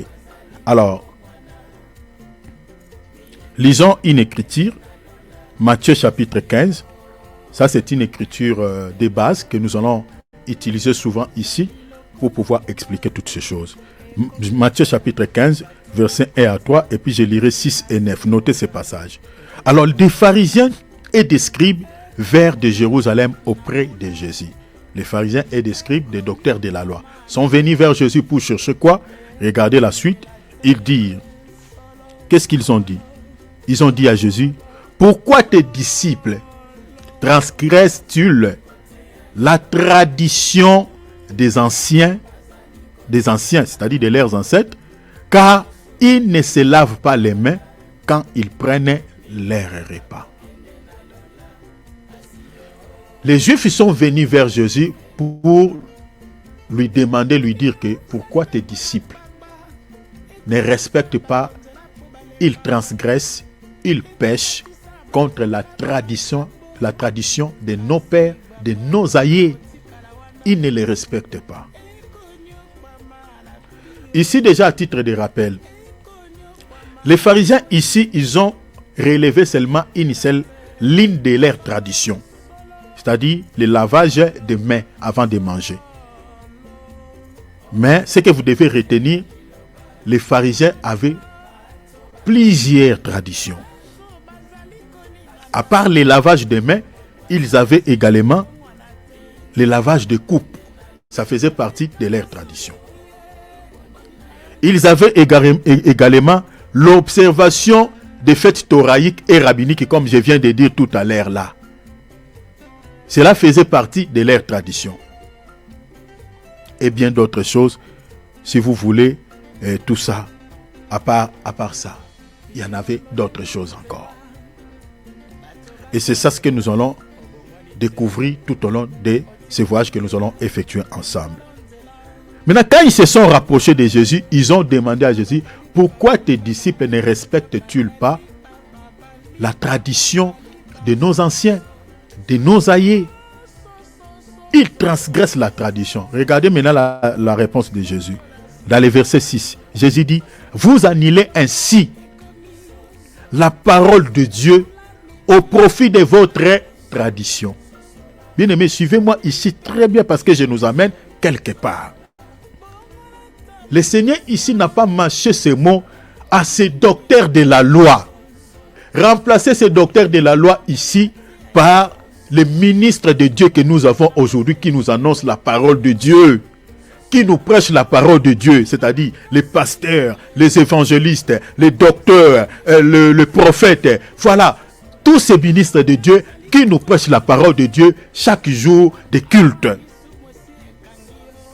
Parce que les pharisiens étaient les ministres de Dieu à ce temps-là. Ils prêchaient la parole de Dieu dans les synagogues et puis dans les temples.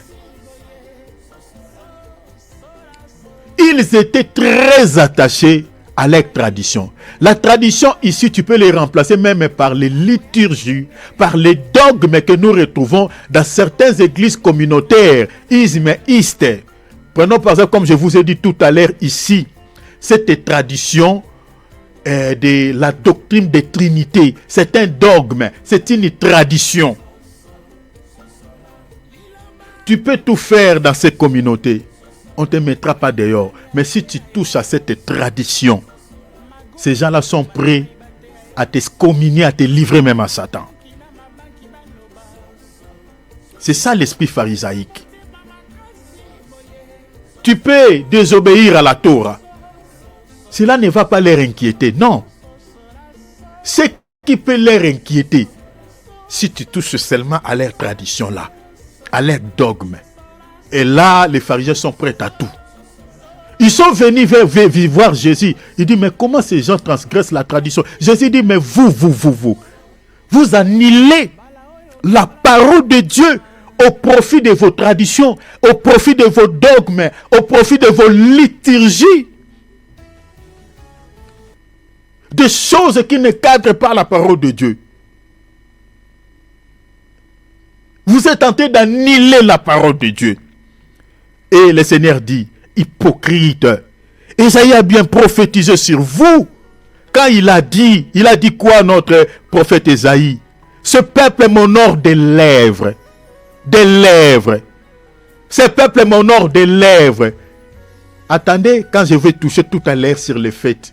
Hey, mon Dieu, fête de Noël. Jésus-Christ est né. Voilà, ils sont en train de chanter. Hey, gloire à Dieu, Jésus est né. Il y a des chansons qui sont données à Jésus. On est en train de louer Jésus. Il était né aujourd'hui. Hey, cette écriture d'Ésaïe s'accomplit le 25 décembre dans la vie de plusieurs croyants, dans la vie de plusieurs chrétiens, qui annulent carrément la parole de Dieu à cause de cette fameuse fête de Noël, cette tradition, ce dogme, ce que l'ennemi a mis en place. Les gens annulent carrément la parole de Dieu au profit de cette tradition. Tous ces honneurs-là que les gens donnent, entre guillemets, à Dieu le 25 décembre, Dieu ne l'agrée pas, Dieu n'est pas honoré. Parce que dans sa parole, Dieu ne nous a pas dit de célébrer son anniversaire. Jésus ne nous a pas recommandé de le faire. Les apôtres n'ont jamais célébré l'anniversaire de Jésus. Non! Donc cette parole d'Ésaïe s'est accomplie dans la vie de plusieurs chrétiens le 25 décembre. Ce peuple m'honore des lèvres, des lèvres. Tout ce que les gens ont chanté pour Dieu, Dieu ne l'a pas agréé. Si vous lisez Ésaïe chapitre 1, le Seigneur est en train de dire, arrêtez-moi toutes vos fêtes, arrêtez avec tous ces sacrifices, cela m'est à charge. Je suis fatigué de ces sacrifices, je suis fatigué.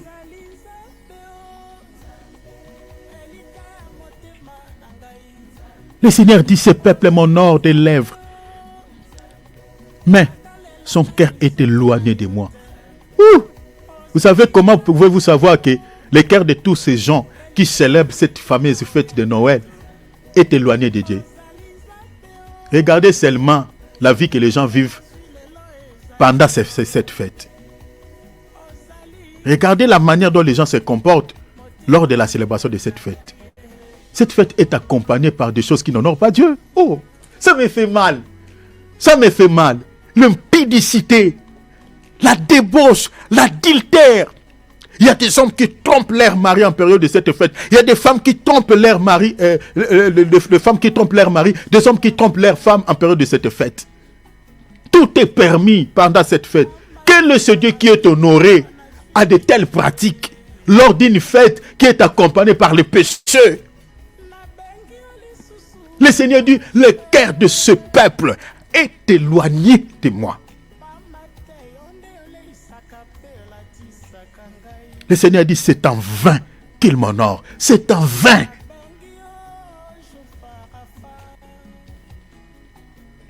En enseignant des préceptes qui sont des commandements d'hommes. Des enseignements et des préceptes qui ne sont pas des commandements de Dieu.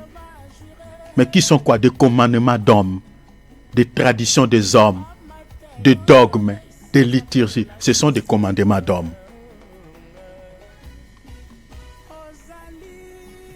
C'est ça ce qu'on appelle tout à l'heure, qu'on a lu des doctrines étrangères, des commandements d'hommes. Ce sont des hommes, des humains qui ont mis ça en place.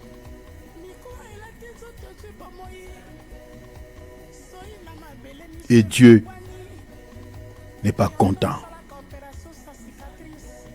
Le Seigneur n'est pas content.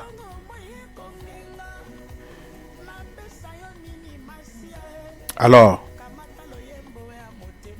voici quelques coutumes et traditions d'origine païenne que le monde célèbre chaque année, mais que l'on retrouve également dans nos assemblées locales. Je vous montre quelques traditions païennes, quelques coutumes païennes que le monde célèbre chaque année. Et nous retrouvons également ces pratiques dans nos assemblées locales. C'est le monde qui a mis ça en place. Mais vous allez voir que dans certaines églises, ce que le monde a mis en place, qui n'ont rien à foutre avec la parole de Dieu, vous allez voir certaines églises les récupèrent. Ici, je vais parler d'abord, comme nous sommes en train de parler sur les fêtes, je parle des fêtes. Retenez ceci s'il vous plaît. Ça c'est important, c'est capital, retenez ça. D'après la parole de Dieu, chaque fête a un destinataire. N'oubliez jamais ça. Quand on parle des fêtes, on fait référence à un destinataire, à quelqu'un qu'on est en train de dédier cette fête-là. Il n'existe aucune fête qui soit célébrée sans être dédiée à quelqu'un. N'oubliez pas ça. D'après la parole de Dieu, toute fête a un destinataire. Vous ne trouverez nulle part dans la parole de Dieu qu'il y avait une fête qui était célébrée sans être dédiée à quelqu'un, à un homme ou à une divinité si vous voulez. Je vous donne des exemples bibliques. Je sais que ce sont des choses que vous connaissez, mais nous aimerions d'abord lire parce que nous sommes dans l'école. Prenons par exemple la fête des mariages. La fête des mariages, elle est dédiée à qui? Elle est dédiée à l'honneur des mariés. Amen, amen. Elle est dédiée à l'honneur des mariés. Vous ne pouvez pas célébrer une fête de mariage sans qu'il y ait le couple. Ça n'existe pas. Ça n'existe pas. Quand on parle de la fête de mariage, on voit des gens à qui on dédie cette fête à leur honneur. La fête d'anniversaire, c'est dédié à qui? À la personne née ce jour-là. Donc, dans la parole de Dieu, quand on parle de fêtes, c'est destiné à quelqu'un.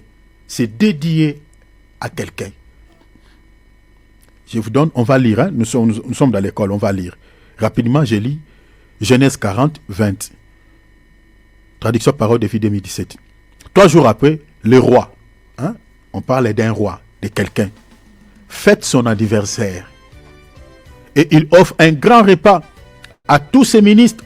Il fait libérer les responsables des boissons et les chefs des boulangers devant tous.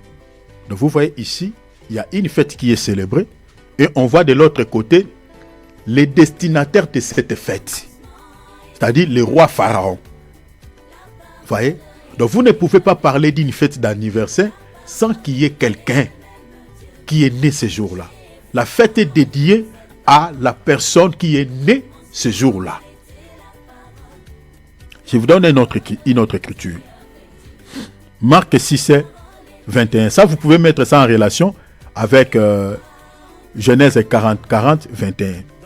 On parle de l'anniversaire d'Hérode. Donc l'anniversaire était célébré à l'honneur de qui? À l'honneur de cet individu, Hérode. Je vous prends encore un autre exemple. Genèse 29, 21 à 22. Je suis dans la tradition sémère. Puis il dit Laban. Laban, c'est le père biologique de Rachel et Léa. Ici, c'est Jacob qui parle. Puis il dit à Laban, donne-moi maintenant ma femme, car j'ai accompli mon temps de service et je voudrais l'épouser. Et qu'est-ce que Laban a fait? La Bible dit alors Laban fit un festin. À l'honneur de qui? Il fit un festin à l'honneur des mariés. Est-ce que vous comprenez?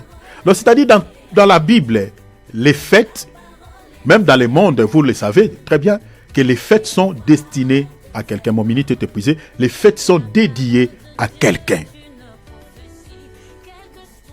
N'oubliez jamais ça. Parce que je l'ai dit, pourquoi? Parce que je nous amène quelque part. Parce que pour que vous puissiez comprendre pourquoi quand nous sommes en train de dire que certaines fêtes sont dédiées aux divinités, il n'existe pas une fête qui est célébrée sans être dédiée à quelqu'un ou à quelqu'un, je parle quelqu'un en tant qu'être humain ou à une divinité quelconque.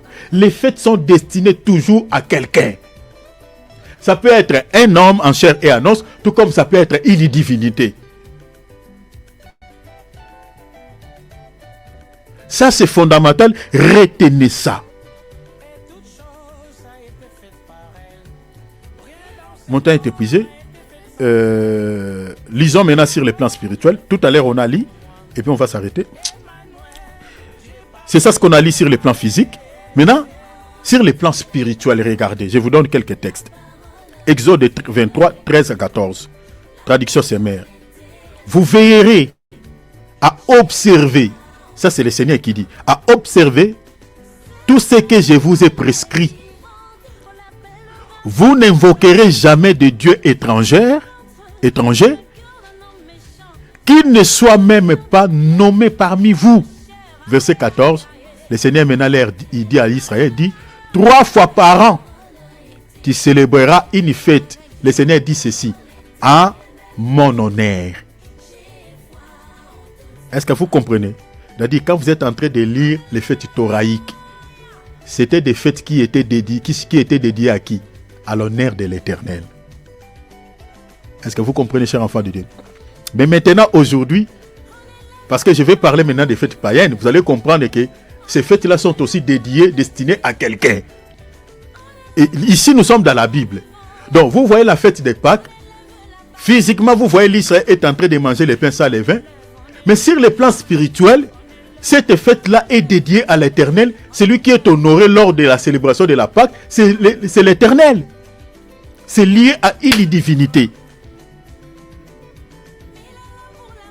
Ce que je suis en train de dire ici, ce sont des jalons que je suis en train de poser. Parce que quand je toucherai sur toutes ces fêtes dédiées aux dieux inconnus, vous allez comprendre que, chers enfants de Dieu, vous ne pouvez pas célébrer une fête si vous ne connaissez pas l'origine de cette fête. Exode 32, 5 à 6. Voyant cela, Aaron construisit un autel devant les veaux. Les veaux, c'est une divinité, un dieu. Puis il proclama, demain il y aura une fête à l'honneur de l'Éternel. L'Éternel dont on parle ici, c'est veau-là, cette divinité que Aaron avait érigée. Donc vous voyez que dans toute la Bible, quand on parle d'une fête, c'est toujours lié à un homme ou à une divinité. C'est destiné à quelqu'un. N'oubliez jamais cela, chers enfants de Dieu. Je prends encore dernier passage. Avant d'arrêter, dernier passage. Lisons 1 Roi 12, 32 à 33. Je suis dans la tradition Parole de vie. Jéroboam fixe une fête au 8e mois. Le 15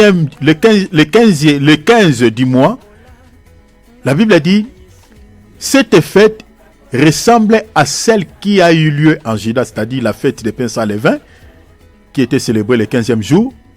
Et puis la Bible dit, et le roi présente lui-même des sacrifices sur l'autel.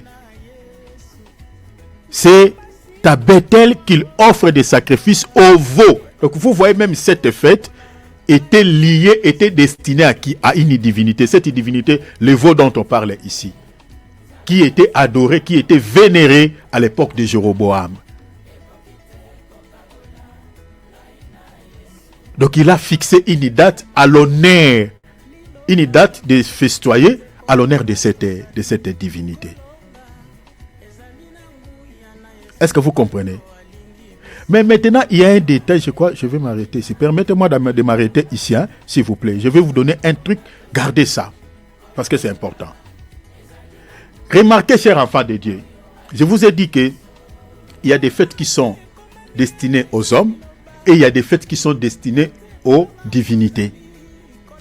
C'est-à-dire, quand on parle toujours d'une fête, c'est lié toujours à quelqu'un. Ça peut être un homme, tout comme ça peut être une divinité.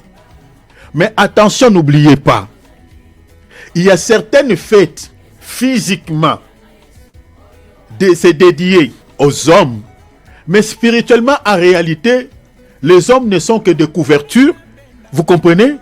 Ne sont que des apparences, vous comprenez? Mais sur le plan spirituel, en réalité, ces fêtes sont dédiées aux divinités inconnues, peut-être que vous ignorez, aux dieux ou aux démons. Parce que quand les diables opèrent dans la rise, c'est de cette manière que les diables opèrent. Je vais vous donner un texte et puis on va s'arrêter par là. Et je vous donnerai aussi une des fêtes que le monde célèbre. Cette fête-là tire son origine dans le monde des ténèbres. Lisons, regardez, Daniel, chapitre 5, on lit les versets 1er et puis on lira les versets 4. Le roi Beltzazar donna un grand festin. Il a organisé une grande fête. La Bible dit quoi? Le Beltzazar donna un grand festin assez grand. Est-ce que vous voyez cela? La fête que Beltzazar est en train d'organiser ici, la Bible a dit c'était à l'honneur de ces grands, de ces dignitaires, de ces fonctionnaires. Donc des hommes en un mot. Vous voyez? Mais vous allez comprendre à la fin qui était honoré lors de cette fête. Qui était loué lors de cette fête? Physiquement, la Bible a dit que la fête était organisée pour des hommes, pour des humains, pour ces grands, pour ces dignitaires. Mais en réalité, ce n'est pas des hommes qui étaient loués, qui étaient honorés. C'était ces divinités, les dieux inconnus, les diables qui étaient honorés. Regardez la suite. La Bible a dit, le roi Beltzazar donna un grand festin assez grand, au nombre de 1000. Et il but du vin à leur présence. Verset 4 maintenant, la Bible dit, ils burent du vin, ils louèrent les dieux d'or, d'argent, de reins, de fer, et de bois et de pierres. Ah, vous comprenez? Donc la fête a été organisée pour les destinataires étaient des humains, mais en réalité ce n'était pas des hommes qu'on dédiait cette fête. Les fêtes étaient dédiées à ces dieux, parce que ceux qui étaient honorés, vous comprenez? Ceux qui étaient honorés ou loués lors de cette fête, c'était des dieux, c'était des divinités. Quand on parle de divinités païennes, mes bien-aimés, c'est les diables, c'est les démons. C'est ça ce que l'apôtre Paul dit dans 1 Corinthiens 10, 26. Il dit, une idole n'est pas quelque chose, une idole c'est un démon. Donc physiquement, la Bible a dit que la fête a été organisée pour les hommes. Mais spirituellement, celui qui était vénéré, celui qui était honoré lors de ces fêtes, c'était les diables. C'est ça, Daniel chapitre 5, verset 4. Et pour s'arrêter, je vous donne un exemple d'une des fêtes que vous connaissez. La fête des mères. Cette fête qui est célébrée le deuxième dimanche du mois de mai, à travers le monde. Vous allez voir que lors de la célébration de cette fête, fête des mères, dans certaines églises, vous trouverez que il y a des hommes de Dieu qui donnent les services, c'est-à-dire tout ce qui est service de l'église aux femmes. C'est-à-dire c'est les femmes qui vont faire tout. Les hommes ne vont pas prêcher la parole ce jour-là. Ils ne vont pas faire quoi que ce soit. Les hommes vont rester assis dans leur chaise. Ils vont regarder, c'est les femmes qui vont faire tout.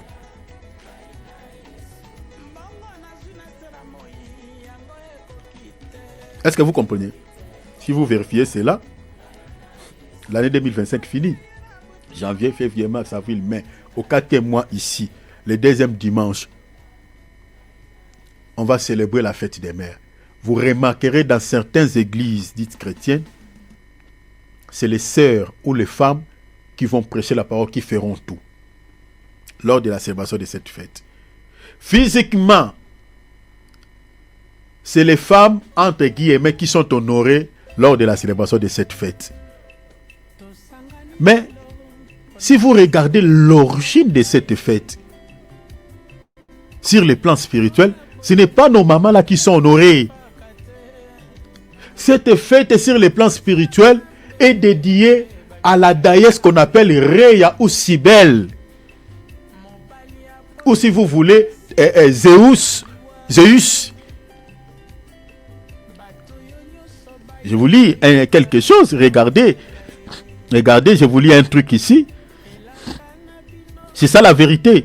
C'est ça la vérité. Si vous regardez par exemple, celui qui veut la référence, je peux vous le fournir. Par exemple, dans la Grèce antique, cette fête était dédiée à l'honneur de Rhea, comme je viens de dire, ou Cybèle, la mère de Dieu. Cybèle, c'est-à-dire la mère de Dieu, notamment de Zeus. Vous n'avez pas besoin de lire la Bible ici. Regardez, vous avez des téléphones, des Natel. Tapez sur Google l'origine de la fête des mères. Vous tomberez sur ce que je viens de lire. Je vous épargne des détails, mais regardez seulement, vous allez voir que cette fête des mères, c'est une fête qui tire son origine de la Grèce antique. C'était une fête qui était dédiée à cette déesse qu'on appelle Rhea.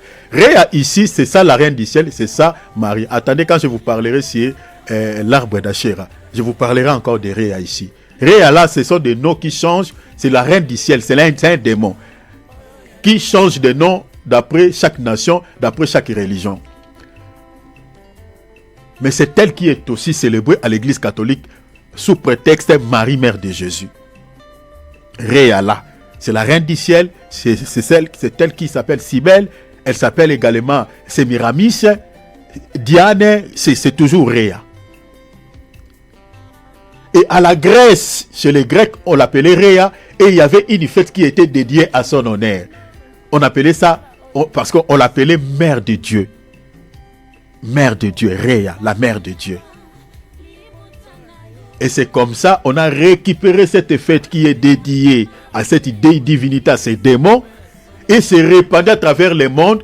On a fixé une date, voilà, chaque mois de mai, le deuxième dimanche de mois de mai, on va célébrer une fête à l'honneur des mères. Mais en réalité, ce n'est pas nos mamans là qui sont honorées. C'est un culte qu'on est en train de rendre à un démon, à une déesse. C'est elle qui est vénérée le jour de cette fête. Vous voyez la malice de l'ennemi, la risque de l'ennemi. C'est ça Daniel, ce qu'on a dit, Daniel 5, 1 et puis 4. La fête a été organisée pour les hommes, mais en réalité, celui qui était honoré, celui qui était vénéré lors de la célébration, c'était les démons, c'était les divinités étrangères. Je m'arrête par là. Je crois qu'on parlera plus en profondeur, en détail.